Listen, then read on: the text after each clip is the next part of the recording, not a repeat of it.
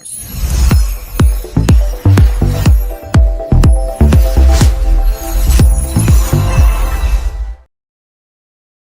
Hello, everybody, and welcome to Thursday. How are you doing, Tisa? How's everybody? Welcome back to Health, Wealth, and Relationships with Tisa. And Grant. So, Tisa, Well, what we it is talking about? July and it's hot. Don't talk about the heat. It's If hot you already. ain't I, you ain't I talking can't about the complain. Miami Heat, don't bring up the heat. And you know what? I ain't gonna talk about it because it's summer, right? It's summer. Right, I've been right, wanting the heat right. to hit, but it's so funny how when the heat hits, we start complaining about how hot. Well, it's better than the cold. I tell you that. I do not like, super cold True. weather. I could take a little heat. I'm not opposed to that. I think you have other ways to connect with it, right? So Right. we want to talk about how you feel. We always talk about, how do you feel? A lot of people will say, I feel good. I'm highly blessed, highly favored, but really they might be That's exhausted. my favorite. They might be anxious. They might be a little overwhelmed. So Tisa, how you feeling? You know, I'm feeling, let's be honest. I am feeling a little overwhelmed and somewhat anxious Mm. and somewhat I guess those two words fit, you know. Yeah. So we're Yeah. talking about my mental health, right? Yeah, this is Yeah. National Minority Health Mental, Mental Health Month. If you people didn't know that, that's why we're talking about this, right? that's right. It's Minority Mental Health Month. And I didn't know we had our own mental health month, right, as minorities, but it makes Yeah, sense, yeah, right? It makes sense. So when you talk about minority mental health, probably because minorities, when you think about it, experience the most trauma, mm, right? Experience the mm. most um, discrimination, racism, all of that goes along with being in a minority. And in this country, even more so these days. So I can see a lot of people feeling very anxious, uncertain about the future, uh, um, you know, kind of, a little angry. I think the black people, I think we stay in a constant state of anger. You know what I'm saying? Pissed off. And I do. I think there's always, as a black person, just like being black is hard, being black in America. And so when you're talking about Minority Mental Health Month, I think as terms of a mental health of a African American person, we live in a little simmering state of anger. I think mm, it's mm. simmering. We deal with it. We cope with it the best we can. But I think because of our history, there's just this little simmering ongoing anger there. What do you think? Do you No, no. feel that or no? I understand what you're saying, especially subconsciously. When just like we just had the 4th of July, right? We just celebrated that. But then 2 weeks ago we had Juneteenth, and we see this separation there. And you said, "Well, why is that?" And then one of my family members just went on this tour. They took the Black Lives Matter tour. They went through Mm, all these different places in the South that has historical significance, but they're all places of pain. They're places of anger, of trauma. trauma and drama. And as you go through all these things, I remember she mentioned, "Oh yeah, we went to the church where the 4 girls got bombed." I'm like, "Oh, do I Right. really want to remember that or know about that? That sounds so bad." Right. But it's part of our history. It is what it is, but you don't really can never really forget something like that as you move forward. And so that is the macro, right?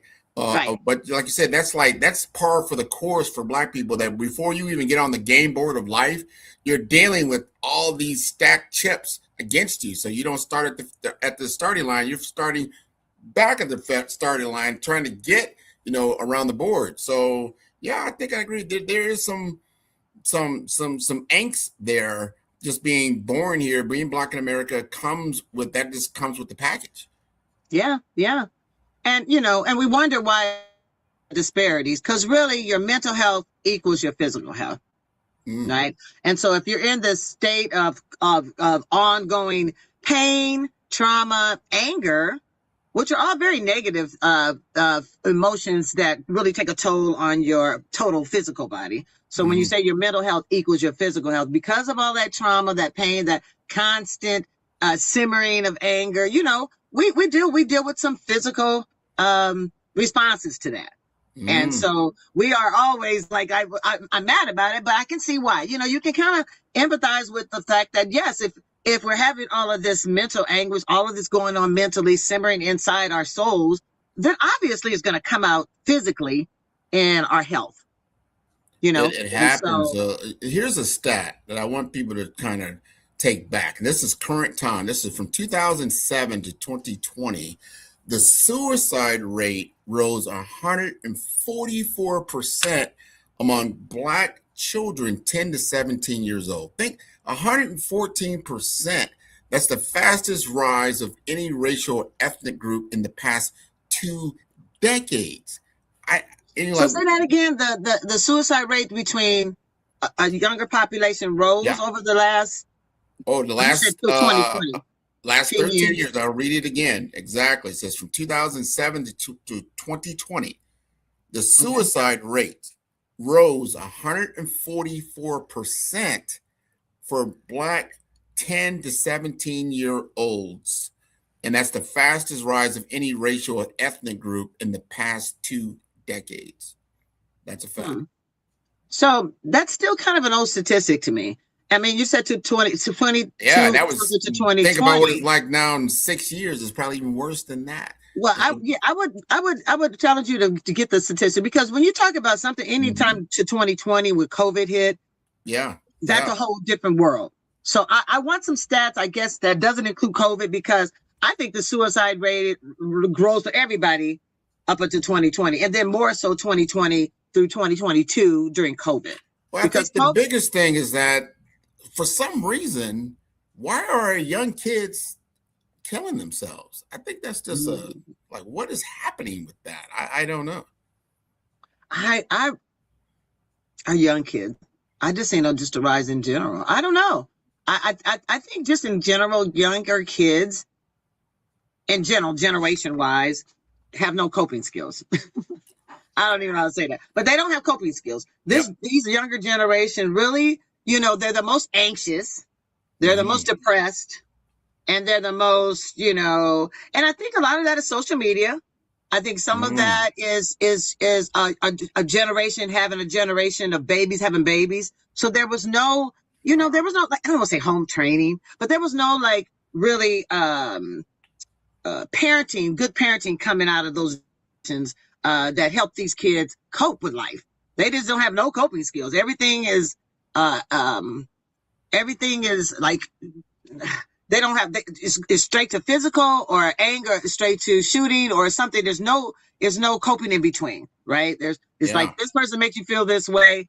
How else can you do besides shoot them or hit them or have some kind of violent reaction to it? And I think just in general, they don't have coping skills. When, I was a Yes. CPS worker for years, and half of the Right. caseload with the kids, not that it was their fault that they were in foster care, but when they did get in foster care, there was just no coping skills. And then the Mm. parents probably didn't help. But if you didn't really work with that child to deal with, because they always had issues at school and issues Hmm. and a lot of that is just, it's coming back to being from parents, but it's just how they just don't know how to cope. And it's a lot of therapy needed, and a lot of um, navigation help needed during And that those are process. the ones that get into a program that you know about. The ones that don't get into a program, and then, they're probably doing something that is not positive, and it's creating, a lot of times you get some isolation, right? If Mm-hmm. isolation, you're in your social media all the time, you're on your phone all the time, you're playing these games all the time, but the parents or the community is not really engaging with them. You don't know what's really going on inside their head. And Yeah, then, they're starting to have these kinds of thoughts, and this is how they're, working it out.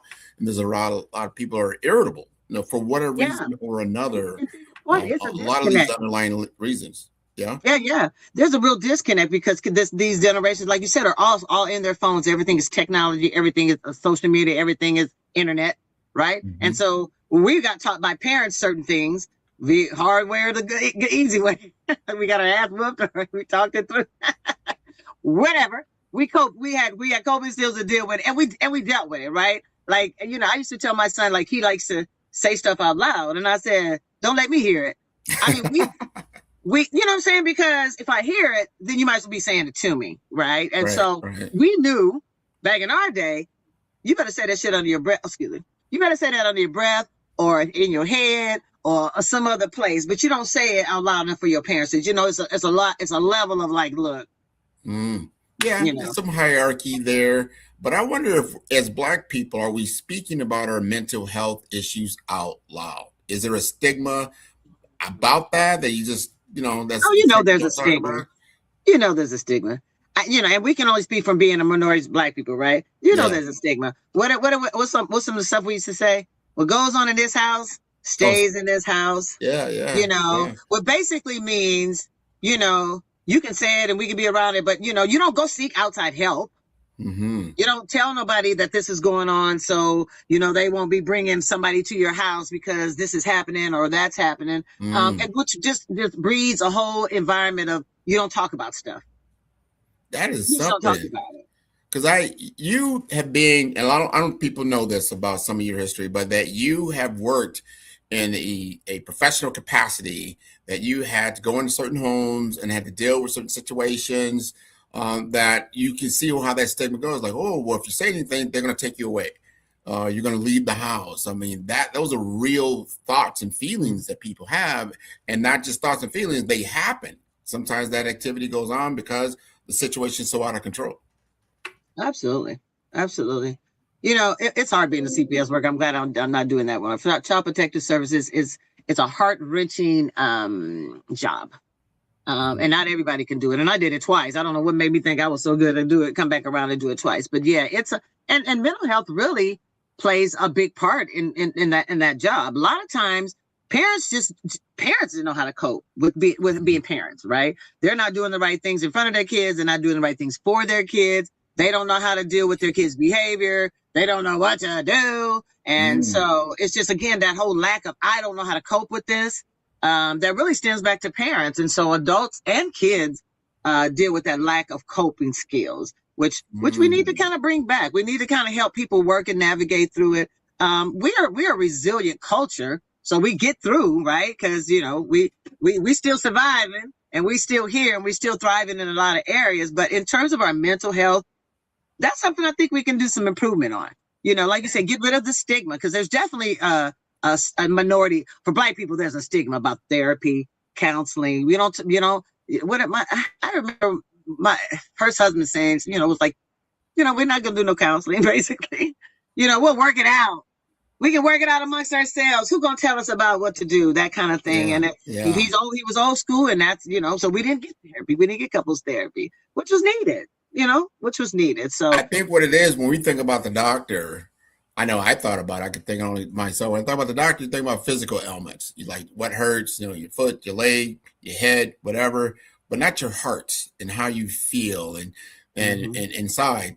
And we don't really think about, sitting down on the couch with somebody. I always think like, oh, you must be going crazy. But yet you're really dealing with depression. Depression is real. We just talked about if you read Black history in America, you're going to be depressed. I mean, it's a depressing story. I'm sorry. I mean, yeah, there's some bright spots, but it's always centered in an environment of depression. That that person got out of that situation, but here's the situation. So you already have some of that, and then you think about mental health. And you're like, in the everyday psychology world, I think most people are already like, I'm already, when you go to the doctor's office now, they start asking you these questions too. How do you feel? Are you feeling depressed? Do you want to hurt yourself? All this other stuff, you know. So I'm like, when that happens, you're like, what do I feel? You might not even tell the truth about it because you don't want further someone to either stigmatize you or begin to hey, you need to go talk to a mental health professional. You're like, no, I'm not crazy. This is just every day. And I think some of those things are culturally embedded. I don't know how that works out on a day-to-day basis, but I really don't think about utilizing a psychiatrist or a psychologist or anything like that when it comes to certain things that you might be feeling about, whether you're going through job loss or you're going through a sickness that you might be having, which happens or a lot, or now your family situation is changed, or you have food insecurities. These are things that they now ask when you go to a typical appointment, just seeing your general practitioner. But those are very real things, and the feelings behind those are very real also. And you might not feel you're in a state that you can share some of that vulnerability, because you're feeling vulnerable. This is really what you're talking about. You're feeling very vulnerable when you're sharing what's going on with your feelings and how you're thinking about certain things. But you're not really. I know as a person, especially as a male, I'm not thinking like, oh yeah, maybe I should go talk to somebody, like get on the couch about it. Like, nah, I don't want to do that. Maybe I'd rather go to the bar. But that's probably not a good choice. But it's the choice a lot of people make. Yeah, yeah, it's important to talk about it. I think everybody when you talk about anything from grief to any kind of trauma, it's just important for Black people to know it's okay to talk about it. Remove the stigma. We all want to be more mentally well. We talk about our mental health. We want to be mentally well, just like we want our bodies to be well. We want our mentals to be well. And so that keeps us optimizing and moving forward in the best way. So let's start removing the stigma. There's resources out there. I would say just tap into resources, but just remember that your mental health definitely affects your physical health. And so sometimes when you see people having, like you said, depression, that looks different in different people. So we covered depression, I think, in one of our segments, but there are signs to depression. There's isolation. There's an anxiety that's there. That's kind of like you don't know why that's there. It's an irritation. Withdrawal symptoms and all of that kind of stuff are part of depression. Just even not talking and shutting down and not connecting with people is a form of depression. So know the signs. Know the signs, and then if you see that happening, even with yourself or within a family member, reach out, get some help for that. It's a normal, natural mindset when things go bad or when things feel bad enough where you need to withdraw, and just know that it's okay. A lot of people go through depressions in different ways. You might not even know they're going through a depression, but sometimes I feel like I'm going through depression when I'm not my bubbly self and I'm connecting. I feel like it's a mini depression for me because it's out of character for me. So, but like I said, I feel the anxiety right now. And so what I do for when I'm feeling this way is you have to learn self-care. So part of mental health and wellness is self-care. You have to learn what to do to get you out of that state of mindset, right? Like I'm anxious. So I'm talking to myself going, it's going to be okay. A lot of positive affirmations, this too shall pass. I rely on my faith. I'm not going to, I know that the Lord's not going to put on me more than I can handle. So, those kind of things make me realize it's going to be okay. I'm not going to die. I'm not getting kicked out. I'm not getting, I have food in my house. I have air conditioning. I'm really blessed in all of my situations. So Right. all the rest of that stuff is going to work itself out. So Yeah, that's anxiety. And anxiety comes across in a lot of different ways. yeah. And like you said, people deal with it differently. You might not even see it as a form of depression. They might skip appointments. They start to do things out of character. They might overeat. They might drink more. They may be more isolated, or they may spend more emotionally, like stuff that they normally wouldn't. Or they might snap. They become snappy. They become really crabby for some reason or another. Right. So they can't separate the mind from the body and what's really happening with them. But to your point, get some self-care, really recognizing like, okay, my anxieties are getting the best of me, but I don't want to continue some bad habits that could even make it even worse, Right. whatever that situation may be. And then it's okay to talk to somebody. And I think that's a lot, especially for my male population I'll speak to. It's okay to talk to somebody. Find somebody you trust. It's Right. okay. Yeah. Yeah. No, really, it's okay. And you'll just feel so much better. Even if it's I implore guys to eat together. Y'all get together as homeboys and do stuff. I just would encourage you, in whatever your settings are that allows you guys to open up and be vulnerable and talk about really what's happening mentally. I would implore you to bring those. I don't know if at a cigar bar, at a picnic, at a barbecue, when guys are sitting around cooking and grilling and beering it, is that a time that those conversations can happen? But I No. would implore guys to no. No. So does it have to be super intentional? Like we got to sit down and talk about this because I don't think that's what you guys are about either. I think it's, you got to pick your moments and I think again, it comes down to maybe not into a total group session. It might be better just one-on-one, and that you're with that person that you trust. You have to be able to trust the individual that you're going to, be vulnerable, share your vulnerabilities Absolutely. with. That it's not going to get any further with this. Like, look, I got some things going on. That father and son is a great relationship. Best friends are a great relationship that you have, right? That you can literally share some things that you're feeling. I get it. That it's not going to come back and bite you later or whatever. But that person might give you, hopefully that person is in your best interest, is going to give you good advice. Like, okay, let's do this, let's do that. Here's some things that maybe will work, some things that work for me. Because then you both can share. Because not everybody has pressures, everybody has challenges, but everybody deals with it a little differently. And you'd be like, you know what, I went through that. Or if that were me, this is what I would do. But be open about it. And it's okay. You're like, yeah, I'm glad you shared it. Because when I look at that stat and I go back to, that's just the 10 to 17-year-olds. If they're dealing with certain stresses and they're taking it to, a suicidal situation, lots of people have these kinds of thoughts. They don't always act on them, but they're feeling bad. But all these behaviors that we talked about that are out of control, those are behaviors that are actually leading to depression, or they're from depression. And they say, you know what, if you care about that individual, let's have a sidebar, let's have a conversation, an intervention. I remember those TV shows. You know what, it's time for an intervention, because I don't want this person to slide deeper into a dark hole. Right. Yeah. And it can come from depression. It could come from anxiety. It could just come from trauma, period. Everybody that goes through trauma doesn't necessarily go through a depression. So a depression is a very specific state of a mindset. It's more in coming from, like you said, it leads to suicidal thoughts. It's a hopelessness. When you talk about depression, people that are depressed feel hopeless. They feel disconnected. And so the mindset is very suicidal connected, you know what I'm saying? That depression can lead to that. But there's also just anxiety, that people just don't know how to cope with the feelings of anxiousness, the feelings of, the uncertainties and all that kind of stuff. And I think when you talk about 10 to 17-year-olds, you keep bringing that statistic up. That's teenagers. Teenagers are not equipped. Especially this generation of teenagers, they weren't equipped when we were coming up, but we had a different systems that allowed us to be kids and grow, right? And so those systems and those supports, I'm talking from the boys club to the Salvation Armies to the Mennonite church on 20th Street that used to have programs for us in the summertime. It taught us kindness, taught us community, taught us the coping skills, really how to deal with it. If we had a fight we didn't fight during those times because we were adults were around us and showed us how to get along. We got along. We had a common ground.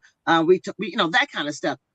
These kids don't have that. They don't have those things that are like teaching us how to play. We used to play games at community centers. We got together as kids, right? Kids could be kids in a safe environment and grow.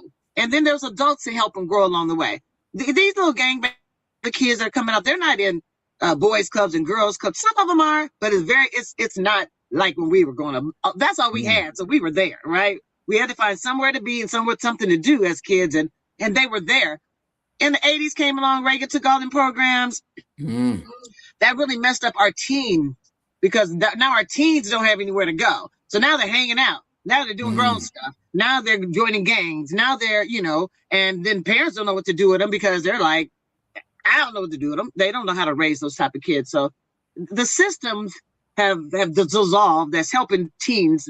So I can see that range, and then you take away the programs and input social media and phones. They all fucked up. They're all fucked up because they all have phones. Everything their identity is about is on that phone. Their friends is on the phone. Their beef is on the phones. Everything is on these phones, and so that's a whole different dynamic that they don't know. Grown folks don't even know how to deal with the internet and phones. So kids, they have access to all that. That 10 to 17-year group, every fucking freaking 10 to 17-year-old got a phone. Yeah. And that's the problem. So and the information that's shared. I think a lot of the information shared. and they It's get just not bullied good. and all kind of stuff. So I can see them be having more suicides and more depression and not being able to cope with the internet and social media and all that. They don't know how. They don't. Yeah, so Unfortunately. those are the things that we really got to get just be aware of these things. But I go back to what we were saying earlier. You have to be able to talk to somebody. Don't let your teenagers just live in this vacuum. Talk to them. Find out what's really how they feel about certain things. Because that next wave of going from 20 to 30 is such a development stage of being an adult.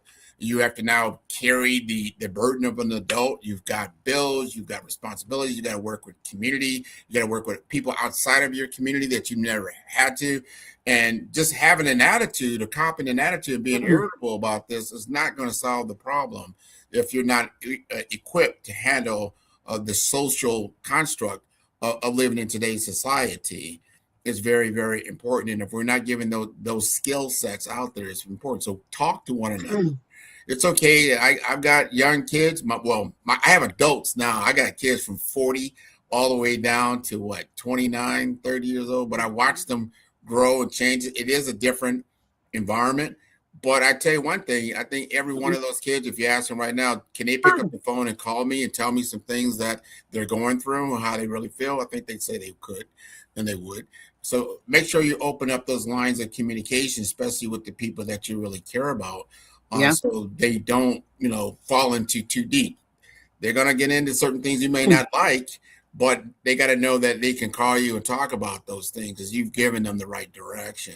So, Minority Mental Health Month. Wow, big stuff, right? Big stuff. What else you got for us, Tisa?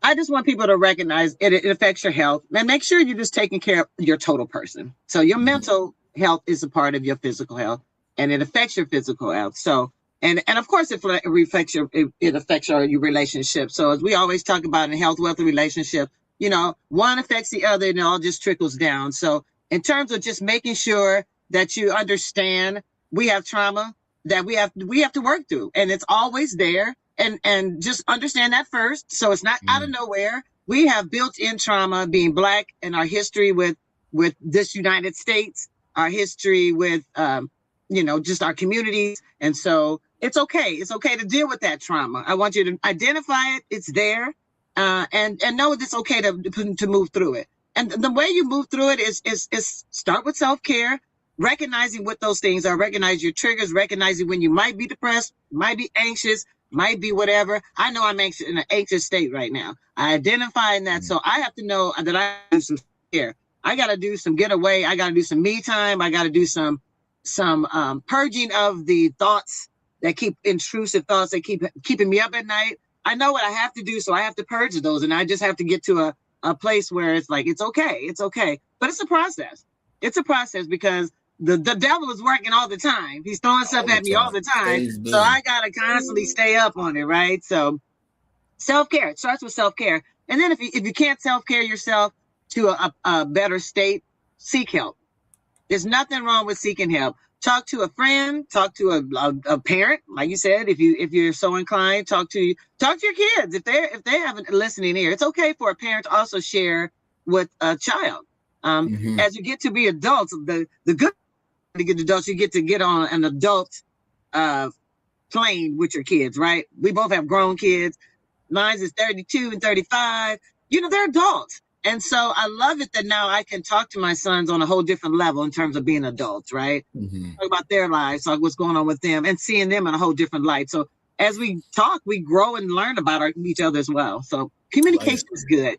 Communication is real good. I Yeah. think it's excellent. You got to be able to communicate those things that, again, they're not easy discussions to have when you talk about rent, you talk about mortgage, you talk about medical bills, job loss, child care, gas, groceries, insurance. That everybody's like, stop. They exhort it because those pressures are real because they create anxiety, they can create some conflict, and they can create physical symptoms.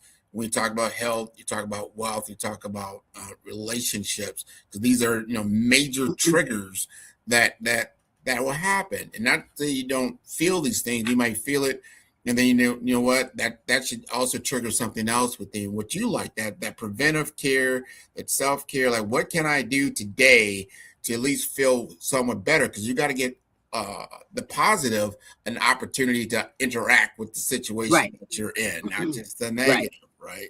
Right. So budgeting, remember, budget is not just a money tool, it's a stress reduction tool. So when your mind knows that there's a plan, your body can then calm down. So you That's right. begin to put something in place that you know that you can live with, right? So that's from the health, the wealth side of things, to help all these things come around. And then when you're snapping at people, we know about relationships. You don't want to destroy a relationship because you're pissed off, right? And then, but it's a loved one, but you really are stressing. And then sometimes you can snap out. Sometimes the person realizes you're stressing, so they won't take it as seriously. But those are the things, those little things become major things if they're not addressed. Right? Yeah. And communication is the key to it all. Communicate with what's going on with you mentally and physically to your partner. Communicate with each other in terms of give them an opportunity to share what might be bothering them. Then you just open up the dialogue between the two. It's not just you dumping on them and them dumping on you, because we all got issues. We all got stuff to work through, and we all got stuff to talk about. So if we can just, if you have a spouse, start with your spouse in terms of, being each other's counselor, and learning to listen and understand what they're going through, because that's all therapy is listening and understanding what that person is going through without judgment, right? Yeah. Without judgment, Yeah. without a lot of self-reflection. The part about when you do it with your spouse is a lot of self-reflection. It's like what they're feeling, they're saying you feel it, and so maybe they're not the best person to get the therapy from, but as far as opening up dialogue and sharing how you feel and open up conversation, that's key. And so as much as we can do that, the better your relationships will be, and especially, So some key takeaways that I just want to, because I know when I will wrap up our session here, mental health and mental wellness is goes together. A healthy mental state is just as important as your healthy physical state. And then we'll talk about our spiritual state another time. But in terms of like holistically, mind, body, and spirit, all of those three work together, and they all need to be well. And so you need to make sure when you're talking about your mental that your mental as well as well. I don't know if that makes sense. But early support matters. To me, when it comes to your health, early support matters. So when you see things happening, do something. When you see things kind of going off the rail, or you see somebody is kind of struggling, say something. And then say something in a supportive, non-judgmental way. Don't be like, look, you really tripping. You must be going on, you must be tripping, going your anxiety, you must be anxious or depressed. Not in a judging way, but say, you know what? Been a little snappy lately. Are you want to talk about something? Is something bothering you? Just in a whole different approach. You know what I'm saying? And healing includes, helping and healing includes the mind, body, and spirit, right? So total person is what you got to keep in mind. I'm going to leave it with this: is that we got to stop lying to ourselves. We got to have real talk. When someone asks you how you feeling, sometimes you need to tell them how you feeling. I mean, not blow up on them, but these are things that are concerning you, and be real with it. I'm really feeling like this. I'm feeling like this. And you're like, oh, okay, now I understand where you're at. But we have some resources that can help, because not everybody is a professional. We're not telling that your friends and your family and coworkers are professional people that work with different mental health situations like depression. These are very, very big things. So, Tisa, can you talk about some of these resources that are available? Sure. So right in Omaha, we got resources. There's always access to care. I don't want people to think that there is no help out there. So first, shout out to CHI. You got a nice little chart. But shout out to CHI in terms of wanting the main, main components in Omaha in terms of mental health and therapy. There's some crisis in mental health. Always call 988 in terms of if you're hearing somebody talk about suicide or, talking like they don't want to be here anymore, take all those hints seriously. And so you can always call 988 for someone or for yourself if you are contemplating suicide. NAMI, I'm not sure what they are. But their website is on our thing. Community Alliance has been around for a while. Always working with mental health in the mental health population. Nebraska Behavioral Health, that's at Nebraska Medicine. That's a new program, but they are also focused on some mental health. So there's departments within the community that you can check on. Charles Drew's got a mental health department, behavioral health center. They have therapy and therapists on staff. One World got to have also some therapists, some social workers that are really good at kind of helping navigate minorities through the systems. So tap into them if you are so inclined to use One World. Of course, UNMC and Douglas County Health Center. So those are some things that are right here in Omaha, Nebraska. So there's help out there. Tap into any of those people. Don't be afraid to make a call and just say, I'm feeling this. And then they can direct it. It's just say, I'm feeling this way. Make it real simple. I like how you put that, so you don't have to have a paragraph put together. Just, you're feeling some kind of way and that you want to like to talk to somebody. So that's it. That's it. That's a good thing. That's it. Yeah. So we got one more thing. I want to put this out there because I think it's important. And a lot of people may not have known this, but I want to say it because Pink Lotus Project Nebraska just celebrated their 9th anniversary in June. Yes. And we didn't even celebrate. See, that's how life be life in. But I'm going to celebrate. We kind of got into what is it? The 9th. We're still good. So, I'm going to be putting it out on social media. And I think for our July meeting, we're going to celebrate. We just had our Strut for the Cure, which is celebration of life. But we're going to celebrate Pink Lotus being out here serving the community for 9 years. That's a long time. That's a long time. And I wish we could, I wish I would have thought about it to get some more testimonies, but we're going to work on that because there are people that have gone through Pink Lotus and we have really service. And I think people need to know about that. Yes. You don't need us until you need us because we are a cancer survivorship group. But you might know somebody who's gone through our group and gone through Pink Lotus and has got some inspiration, some education, some know-how on survivorship. And so, we've been out here and I'm excited to say, I think we've done a good job. I'm just going to pat myself on the back. It's a needed program that's still very much needed out here. And we're going to keep going. We're going to keep going in spite. Got to keep going. And I tell you, we're starting to get some really good guests here on health, wealth, and relationships. You got to tune in next week. We're going to bring in Dr. Blaine all the way about from Boston. He's going to be talking about cancer disparities. You can't miss this, guys. I'm telling you, this is really good information. Pink Lotus and also health, wealth, relationship has expanded, not just out in the Omaha area, but nationally and internationally. So we're going to bring a lot of this information together so we can heal together, so we can eat right and what? Move. We got to eat right and move. Absolutely. So thank you again for tuning into the show. And again, if you want to be a guest on the show, don't be shy. Give us a shout out. Go ahead and send us a note on Facebook or YouTube, wherever you may be seeing us. You can go to the Pink Lotus Nebraska, Pink Lotus Project Nebraska.org website and just give us a shout out. We'll definitely get you on the show. So thanks a lot for being with us. Thanks. Have a good week. Bye-bye. Imagine waking up with more energy, a peaceful mind, and relationships that grow stronger every day. That is the vision Tisa Harden and Grant McGaw want to help you achieve, and it all starts with simple, practical steps you can take this week. On Health, Wealth, and Relationships, every episode brings you real stories and trusted experts. Tisa and Grant focus on 3 tactical steps each week. Small, doable moves that protect your health, grow your savings, and bring you closer to the people you love. No complicated rules, just real progress. Try a clinic-to-kitchen swap to boost your energy. Start a money buffer habit that quietly builds your financial confidence. Or try a 1-minute exercise that helps you reconnect with your partner. These quick wins are not chores. They are steps toward a better life. People who try just one intentional step report more energy, less money stress, and evenings full of laughter again. Join Tisa and Grant. Start small, live bigger. Tune in every Thursday at 10 a.m. on Facebook, LinkedIn, and YouTube, and subscribe now.